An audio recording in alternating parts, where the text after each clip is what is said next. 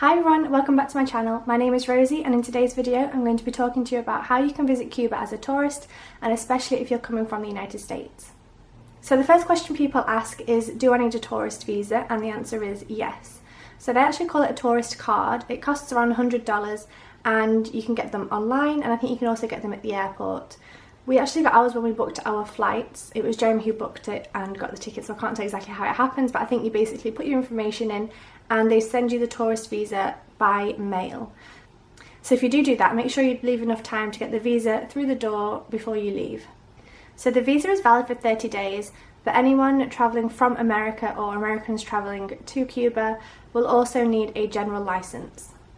So a general license is not a physical object, but it is something that is needed by American tourists or people travelling from the United States. It simply means that you're travelling to Cuba under one of the 11 categories determined by the United States.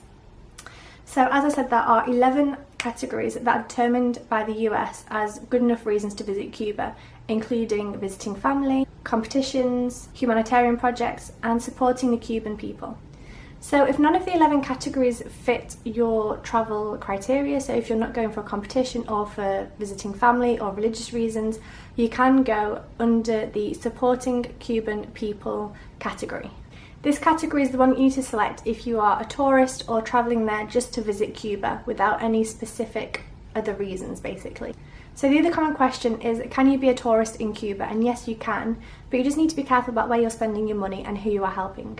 Of course, you can visit Havana, drink mojitos, go on dance classes, but I think the main advice is just to be a conscious traveller. So the best advice that I heard before travelling to Cuba was to be a traveller, not a tourist. What does that mean? It means basically stay with local people, talk to them about their culture and history, eat at local restaurants, shop from local artisans, go on the guided tours, learn about their history and culture, and basically spend time with Cuban people. There's a couple of things to keep in mind if you're going to support the Cuban people. Make sure that you don't go to any government-owned buildings such as museums or huge restaurants and hotels. And also just don't spend your day laying on the beach, because that's not supporting anyone. The best thing is just to spend your money with local people to help them thrive. So American bank cards and European bank cards don't actually work in Cuba. We spent a couple of hours one morning trying to get some cash out and it was a nightmare. So make sure you take enough cash with you to last the whole vacation. This does also mean that the United States and other countries can't track where you're spending your money. So if you do go to big hotels or government-owned buildings, no one will know. However, I did read online that sometimes security in the United States will ask you how you spent your money when you're in Cuba. I'd also read online to keep any receipts from anything that you spend money on to be able to show people on the border control when you come back into the States. However, small companies and small shops and small restaurants and paladars and Airbnbs and things, they don't give receipts because they don't have receipts. Everything is cash in hand.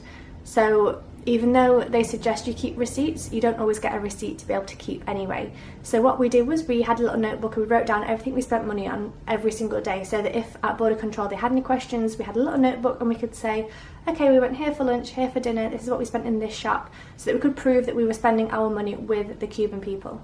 So when we arrived back into Miami in the airport, the security guys just asked us why we were in Cuba, so I just said to support the local people. He asked me if I spoke Spanish and I said no, and I think he asked something else, but it wasn't anything scary, or I've actually forgotten, so it can't have been that important. But they basically ask you why you were there in the first place, and if you just have a clear and precise answer that you were there to help support the Cuban people, that should be fine. So that's all for this video. I just wanted to have a quick little video just to tell you how to travel to Cuba as a tourist and also as an American tourist or somebody travelling via America. Please, please, please do go and visit Cuba. It's such an amazing, beautiful country, and the people there are the kindest people I've met in the entire world, and they need your support. They need tourists to go there and spend money with them. That's the only way they can survive. If you have any other questions about visiting Cuba or about the visa, please let me know down below in the comments. Please give this video a big thumbs up if it's helped you, and subscribe to my YouTube channel for more travel content, lifestyle, hauls and photography videos. I'll see you in the next one. Bye!